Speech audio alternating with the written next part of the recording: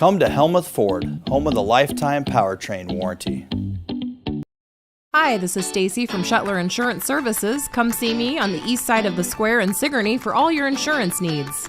The Retro Antique and Curiosities Shop Crawl is coming your way in the Oskaloosa and Pella area November 14th and 15th, and you don't want to miss it. From vintage treasures to quirky finds, this 2-day crawl is your passport to the most unique shops in the Oskaloosa-Pella area. Think antiques, retro vibes, repurposed wonders, and all the nostalgic feels. Get a complete list of the shops and all the information you need at Retro Antique Tour on Facebook. And plan to shop on November 14th and 15th. Jordan Beam is performing live this Friday night at 7 p.m. at the Watch-Cheer Opera House in Watch-Cheer, Iowa. Tickets for adults are just $20 and 18 and under are only $10. Jordan Beam is an award-winning country singer-songwriter from Altoona, Iowa, and is one of the fastest rising stars in the Midwest.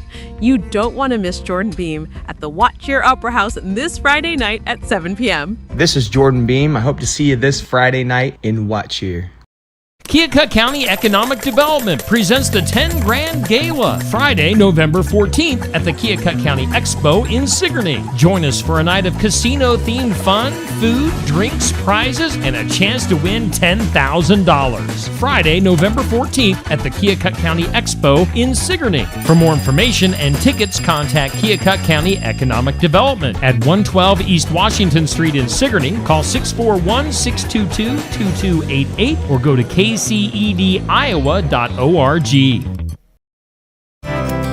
It's perfectly fine to keep your rabbits outside in their hutch for the winter. Hi, I'm Jody Henke.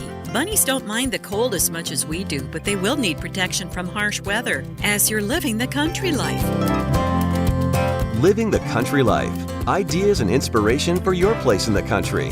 You can find more information on today's topic and from previous shows by visiting us online at livingthecountrylife.com. We'll return to the show after these messages.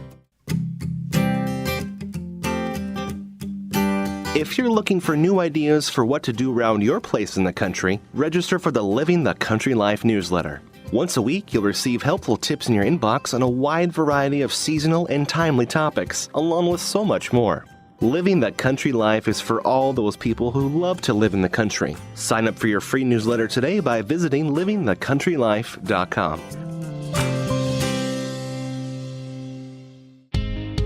Whenever you're online, Living the Country Life is there too. Like us on Facebook and exchange tips and ideas with people who share your love for the country way of life. Follow us on Twitter at Small Farming for timely news and information. You can also find us on Instagram and Pinterest. See the latest inspired shot from our readers or add a garden tip to your boards.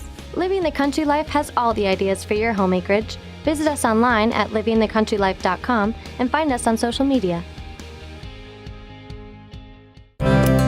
As we're bundling up for colder temperatures, your rabbits are wondering what the big deal is. They're hardy critters, and it's fine to leave them outside in their hutches as long as they're protected from rain, snow, and wind. Bob Bennett raises rabbits and has also written several books about them. He says a cozy winter rabbit hutch will be made of wire with a roof, sides, and a cover in the front for when the weather is bad. You might be tempted to put wood shavings or straw on the floor of the hutch for extra protection, but Bennett says bedding is not a good idea. It gets wet from urine. And then it gets mixed with manure, like a big manure urine pancake, and it freezes to the floor. What happens is the rabbits start sitting on it. Their feet are warmer and they start to melt it. And when they melt it, you're starting to get foot problems, and they wind up sometimes with sore hocks. Rabbits need extra food in the winter since they're expending energy to keep warm. Bennett says to handle the bunnies to make sure their body composition is in good shape and not getting too fat or too thin. They also need water, and it can be tricky to keep it from freezing. Bennett says there are several options, including a metal pan with tabs that hook onto the side of the hutch. A good way to do this is to fill it about halfway up in the morning. Put some warm water in there. It'll soon get cold. It'll freeze, but they can lick some ice until evening when you come and you fill it up the rest of the way. And so then that'll freeze overnight, and then in the morning you can do the same thing. Rabbits are most comfortable in temperatures around 50 degrees.